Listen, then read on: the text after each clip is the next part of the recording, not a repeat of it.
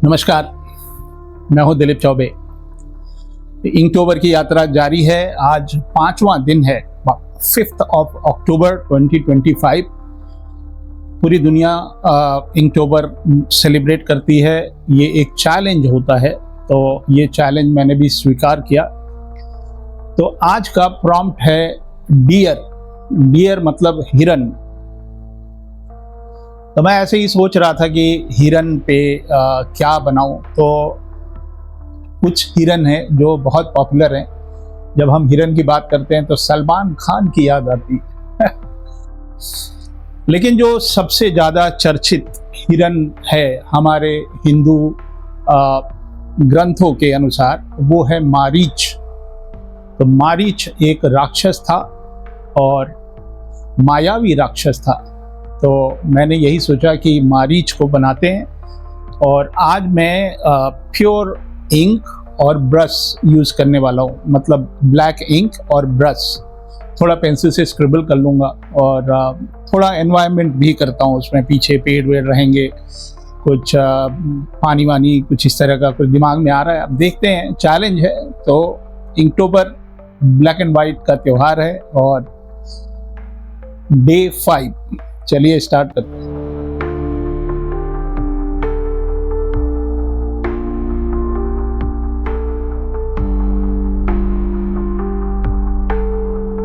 तो पहले मैं पेंसिल से थोड़ा स्क्रिबल कर ले रहा हूँ। तो मेरी जो मारीच है, जो आप देखते हैं रामायण में कि एक स्वर्ण मृग का उसने रूप धरा था, लेकिन ये एक राक्षस है। तो मैंने कोशिश की है कि इसको एक राक्षस बनाएं जो कि आधा राक्षसी या मानव टाइप का कुछ उसका बॉडी है और आधा हिस्सा जो है स्वर्ण मृग मतलब हिरन की तरह दिख रहा है।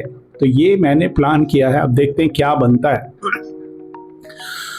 तो ये पहले एनाटॉमी बना ले रहे हैं। तो ये एक राक्षस बना रहे हैं जो आधा मनुष्य और आधा हिरन है। और बहुत एक्साइटिंग कहानी है। मतलब अगर मारीच के बारे में जाने तो मारीच और इसकी जो सोने की बॉडी मतलब स्वर्ण मृग की जो कथा है, वो थोड़ा सा मुझे जितना मालूम है मैं बताने की कोशिश करता हूँ। तो रामायण में हम लोग अक्सर युद्ध या धनुष बाण या युद्ध भूमि को याद करते हैं, जब श्री राम जी लंका पहुंच गए थे और जब उनका वनवास था। तो उस वनवास में बहुत सारे छोटे छोटे प्रसंग आते हैं। ऐसे में एक प्रसंग आता है जो जब वो लोग पंचवटी में रहते थे, वहाँ पे एक स्वर्ण मृग प्रकट हुआ। ये कोई साधारण हिरन नहीं था, बल्कि एक राक्षस मारीच का रूपांतर था। मतलब जो मारीच राक्षस था वही सोने का मृग बनकर वहाँ पे आया था। और वैसे कहा जाए तो इस स्वर्ण मृग वाली जो कहानी है पंचवटी की, जिसने आगे चल के सीता हरण और लंका युद्ध जैसी घटनाओं को जन्म दिया, यहीं से कहानी शुरू होती है। जब ये वो हिरन बन के आया और जब राम जी का धनुष उसको तीर जब उसको लगा, उन्होंने धनुष से तीर छोड़ा, तो ये जो है ये अपने राम जी की आवाज़ में ये चीखा, लक्ष्मण जी को पुकारा। तो ये एक कहानी है जो कि बचपन से मैं सुनता आया। मारीच कोई साधारण राक्षस नहीं था, वो ताड़का जो राक्षसी थी, ताड़का का पुत्र था। और ताड़का को भी स्वयं श्री राम जी ने वनवास के प्रारंभ में जब शुरुआत हुई थी तब ताड़का का वध किया था। और ये ताड़का क्योंकि उसकी माता जी थी, तो बचपन से ये राम जी का नाम सुन के ये डर जाया करता था, कांप उठता था। तो कहते हैं कि एक बार युद्ध में राम का बाण उस पर चला और मारीच को कई योजन दूर समुद्र में जाके पटक दिया। उस दिन से उसने जान लिया कि राम से सामना करना अपनी खुद की मृत्यु को बुलाना है। मारीच ने तपस्वी जीवन अपनाया और दूर वन में रहने लगा। जब श्री रामचंद्र जी ने उसको एक बाण मारा तो बहुत दूर जाके गिरा और तब से तपस्वी का रूप जीवन बिताया। और लेकिन जब लंकापति रावण ने उसे बुलाया, अपनी शरण में बुलाया, तब वो फिर से भाग्य के जाल में उलझ गया। मतलब इसको मरना ही था तो वो गया था रूप धर के स्वर्ण मृग का। तो रावण जो है वो जब पंचवटी आया तो सीता माता को देख के बड़ा मोहित हो गया और राम और लक्ष्मण के रहते उसके पास सीता माता तक पहुंचना असंभव था। उसे चाहिए था एक छल कपट या भ्रम ऐसा कुछ कर ले और जिससे राम जी जो हैं वो उस पंचवटी से दूर चले जाए। तो रावण ने मारीच से कहा कि तुम जो है स्वर्ण मृग का रूप धर लो और सीता का मन मोहित कर लो और राम उसको पकड़ने निकलेंगे और उसी क्षण मैं सीता जी का हरण कर लूंगा। मारीच जो है वो भयभीत हो गया। उसने रावण से विनती की, लंकेश्वर, राम के सामने जाना मृत्यु को बुलाना है, ये कार्य मत करो। लेकिन रावण जो थे वो बहुत क्रोधी थे और उन्होंने धमकी दी कि यदि तूने आज मेरी आज्ञा न मानी तो अभी यहीं तुझे मार दूंगा। तो रावण ने इसको एक धमकी भी दी कि, और मारीच समझ गया कि यहाँ भी मारे जाएंगे और वहाँ भी मारे जाएंगे। तो राम जी के वाण से मरना ज़्यादा अच्छा है, मोक्ष जैसा हो सकता है। और भारी मन से ये रावण का आदेश मानने को ये मजबूर हो गया। तो ये मैंने पेंसिल से ये आधा हिरन और आधा राक्षस ये बनाने की कोशिश की, थोड़ा फ्यूजन सा बना दिया। पीछे एक मैं एनवायरनमेंट बना रहा हूँ, ये पत्थर पे खड़ा है, पीछे थोड़े पानी वानी से जा रहे हैं और पीछे कुछ पेड़, मतलब कैरेक्टर इन एनवायरनमेंट। ये मैंने आज प्लान किया था अक्टूबर पे। तो पेंसिल से पहले ड्रॉ कर लिया है, थोड़ा ठीक ठाक बना लिया है, मतलब ऐसा ना, क्योंकि अब मैं ये ब्रश यूज़ कर रहा हूँ तो पूरा का पूरा ब्रश से करूँगा, कोई इंक वॉश नहीं करूँगा। तो ये राक्षस प्रजाति का है तो मैंने राक्षस बनाने की कोशिश की। और ये आधा हिरन है। फेशियल एक्सप्रेशन भी मैं दे दे रहा हूँ, एक तिलक जैसा कुछ लगा दे रहा हूँ यहाँ पे। बाल मैंने इसके स्पाइक की तरह बाल बनाए। ये जो बाल है ना, ये बिल्कुल नुकीले होते हैं, ये कुछ फैशनेबल राक्षस है।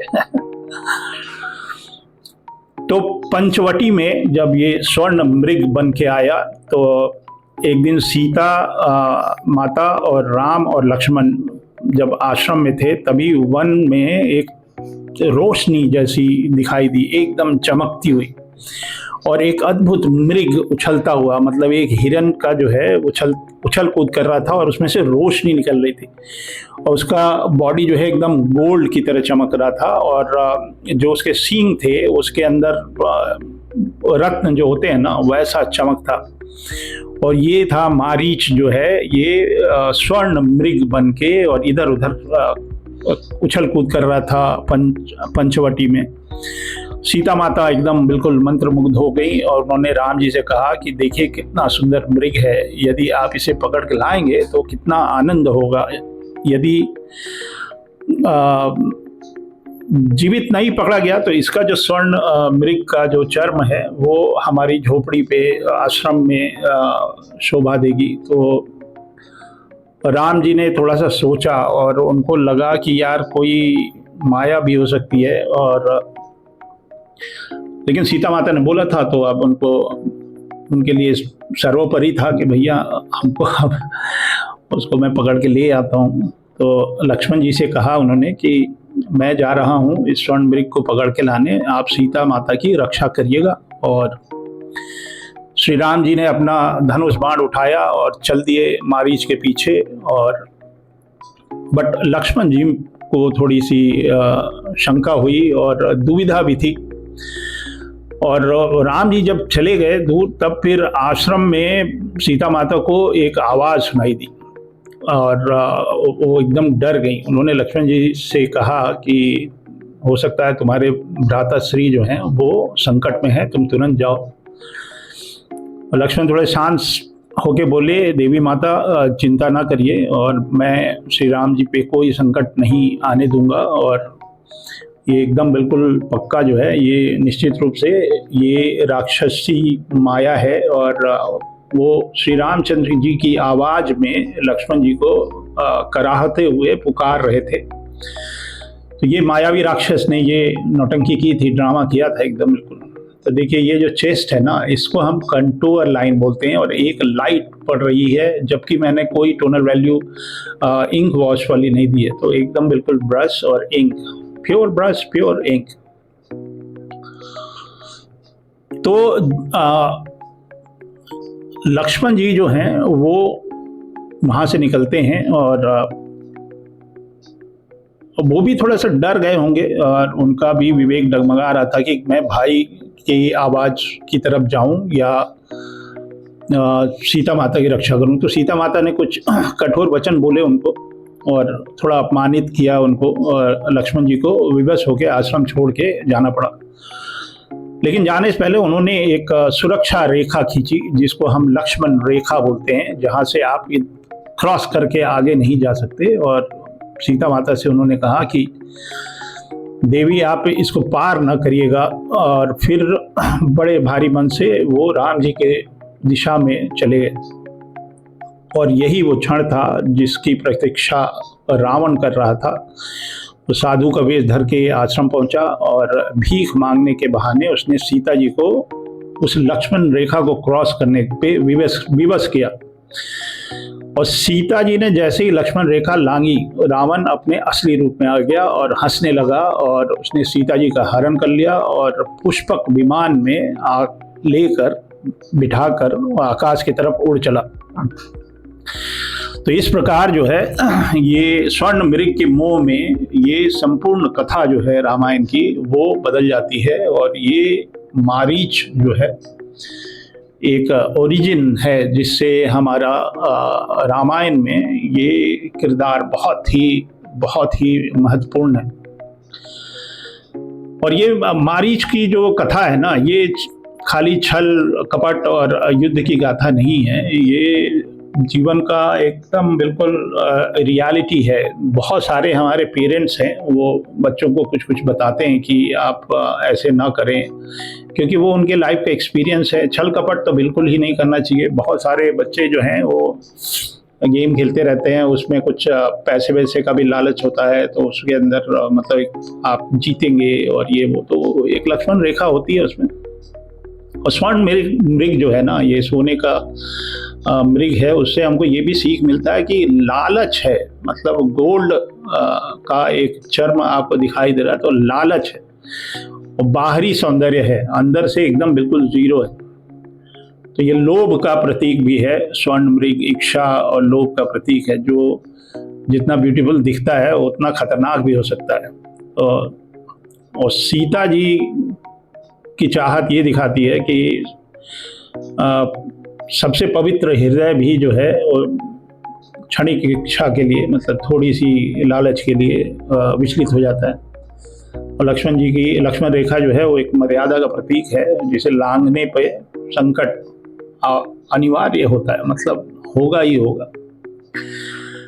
रावण के लिए अवसर था, मतलब सीता जी के लिए ये परीक्षा थी, और राम जी के लिए ये युद्ध का आरंभ था, और मारीच के लिए ये मोक्ष का क्षण था। जब श्री राम जी ने इसको मारा तो ये मोक्ष को प्राप्त हुआ, और ये चाहता भी था, नहीं तो वो रावण के हाथ से मरता। तो श्री रामचंद्र जी ने इसका वध किया। और मुझे बचपन से ही, मतलब ये वाली जो कहानी है ना, मैंने एक रामायण बनाई, एक नहीं 2-3 बार रामायण बनाई है मैंने। एक ओम बुक के लिए रामायण बनाई थी बहुत सालों पहले, तो वो पहली डिजिटल आर्ट वाली रामायण थी। अभी भी आप ओम बुक के वेबसाइट वगैरह पर जाएंगे तो वो रामायण आपको दिख जाएगी। फिर एक रामायण मैंने अभी बनाई है। तो जब भी ये स्वर्ण मृग वाली कहानी आती है, मेरे को बहुत सारी चीज़ें याद आ जाती हैं। तो जब मुझे डियर का प्रॉम्प्ट मिला तो मैंने सोचा कि मारीच से अच्छा कोई टॉपिक नहीं हो सकता। बहुत सारे बच्चे हैं जो आर्टिस्ट बन रहे हैं, कंसेप्ट आर्टिस्ट बनना चाह रहे हैं, और उनके किरदार, मेरे भी किरदार मतलब विदेशी जैसे कुछ दिखते हैं, और लेकिन हमारे पौराणिक कथाएं या जो हमारे धर्म ग्रंथ हैं उसमें बहुत सारे किरदार हैं जिनको हमने अच्छे से अभी तक रचा ही नहीं है।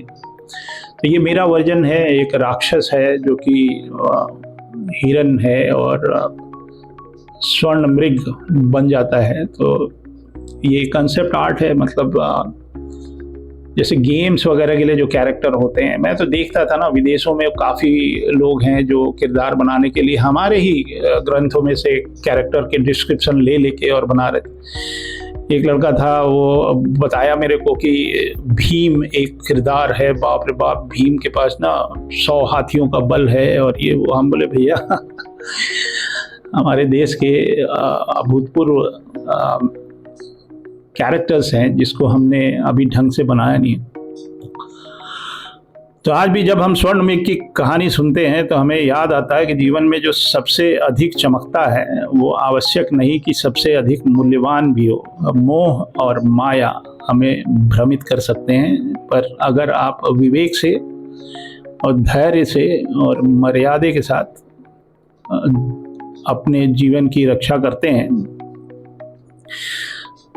वैसे देखा जाए तो जो रियल गोल्ड है ना, वो आपके चरित्र में ही दिखाई देता है। आपका जो कैरेक्टर है दैट इज उसी को पॉलिश करना होता है भाई। तो ये इnktober चल रहा है, ये 5वां दिन है, 5th of October। जो लोग inktober कर रहे हैं उनको तो पता है कि क्या होता है ये, बट जो पहली बार देख रहे हैं, आप अगर मेरे वीडियो देख रहे हैं और क्रम से देखिएगा, जो हमारा प्लेलिस्ट है ना उसमें आप 1 से लेके 31 तक देखेंगे तब जाके मजा आएगा। अगर आप बाद में देख रहे हैं, मतलब ये वीडियोस तो रहेंगे ही उस पर, तो आप ऐसा ना हो कि 22वें दिन से देखना शुरू किया। अगर क्रम से देखेंगे तो एक यात्रा आपको दिखाई देगी। और मेरे लिए एक बहुत अच्छा प्लेटफॉर्म भी है जहाँ पे मैं रोज़ एक नया कैरेक्टर डेवलप कर रहा हूँ, और अपने ही जो तरीके हैं काम करने के वो मैं इस माध्यम से कर पा रहा हूँ। तो ये स्टोन है, देखिए विजुअल टेक्सचर जो हम लोग बनाते हैं ना, बहुत लोग मैट पेंटिंग वगैरह करते हैं तो वो टेक्सचर उठा के इधर उधर ले आके कॉपी पेस्ट कर देते हैं, वो मैं भी करता हूँ। लेकिन अगर आपको रियल मालूम है कि कैसे बनाते हैं, कैसे लाइट वाइट डालते हैं, उसके बाद अगर आप टेक्सचर लगाते हैं तो और भी सोने पे सुहागा हो जाता है। तो आज सोने की बात हो रही है, देखें स्वर्ण मृग बन रहा है। तो ये जो हमारे स्टूडेंट्स हैं, जो हमारी क्लासेज होती हैं, उसके अंदर मैं ब्रश एंड इंक का एक लेसन रखता हूँ। ब्रश एंड इंक और क्रोकिल और ये सारी चीज़ों का से टोनल वैल्यू, ये सब असाइनमेंट हम रखते हैं वहाँ पे भाई। तो वो जो असाइनमेंट हम वहाँ बनाते हैं उसको हम कहाँ इम्प्लीमेंट करते हैं, तो this is one of the example. तो मेरे जितने स्टूडेंट्स हैं, आप देख लो कि मैं जो आपने असाइनमेंट किया उसका एक्चुअल में इम्प्लीमेंटेशन कहाँ पे होता है। तो ये बिल्कुल, और आप लोगों ने बहुत अच्छा काम किया। मैं हर बैच के स्टूडेंट्स को देखता हूँ और they always do, her batch धीरे धीरे करके और बेहतर होता जा रहा है भाई। तो हमने अभी तक 11th बैच हमारा चल रहा है। 11 लोग हमसे, मतलब 11 बैच मैंने पढ़ा दिया। अब 12वां जो है वो हमारा शुरू होने वाला है अक्टूबर 13 से। तो अभी कुछ दिन रह गए हैं। जिन लोगों का मन है या कुछ पढ़ना चाहते हैं मेरे से, तो 60 दिन निकालिए। और जो सबसे ज़रूरी चीज़ है, जो मतलब हमारे यहाँ एडमिशन लेने का क्राइटेरिया ये है कि आपको सेहतमंद होना बहुत ज़रूरी है। यू शुड बी हेल्दी, और बीच में आपकी तबीयत ख़राब नहीं होनी चाहिए 2 महीने के अंदर, और तबीयत नहीं ख़राब होनी चाहिए, और अच्छा खाइए, अच्छा पीजिए।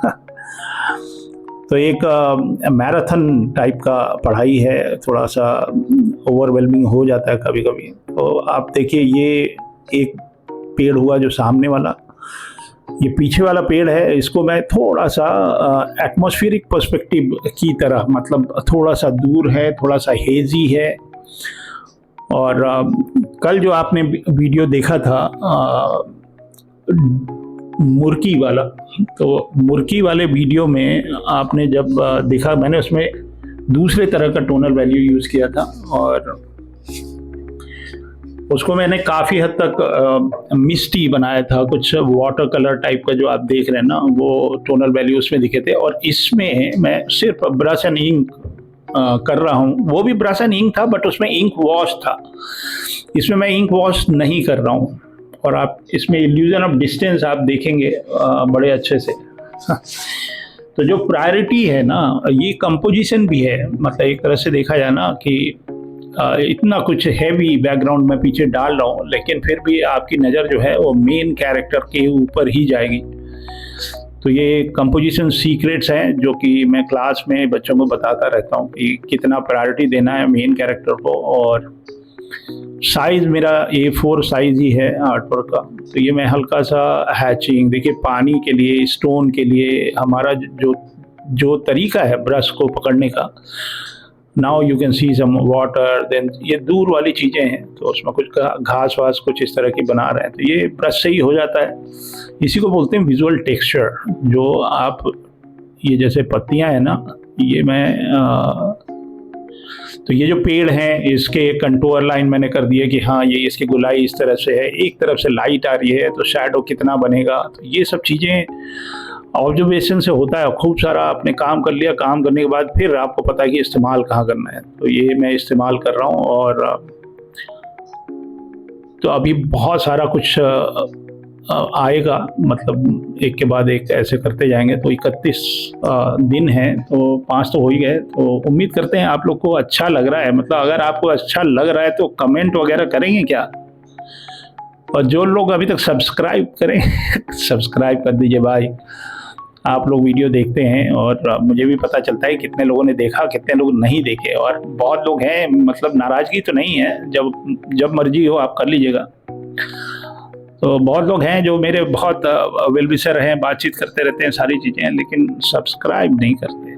तो ये मैंने कंप्लीट कर लिया और ये मैं अपना हस्ताक्षर कर दे रहा हूँ। तो ये हो गया दिलीप चौबे और इंकटोबर है, और ये हमारा इंकटोबर 2025। उम्मीद करते हैं आपको ये यात्रा अच्छी लग रही हो। मिलते हैं कल है 6 तारीख और कल का प्रॉम्प्ट है पियर्स। देखते हैं क्या बनाते हैं। तो चलिए मिलते हैं अगले वीडियो में, तब तक के लिए जय हिंद।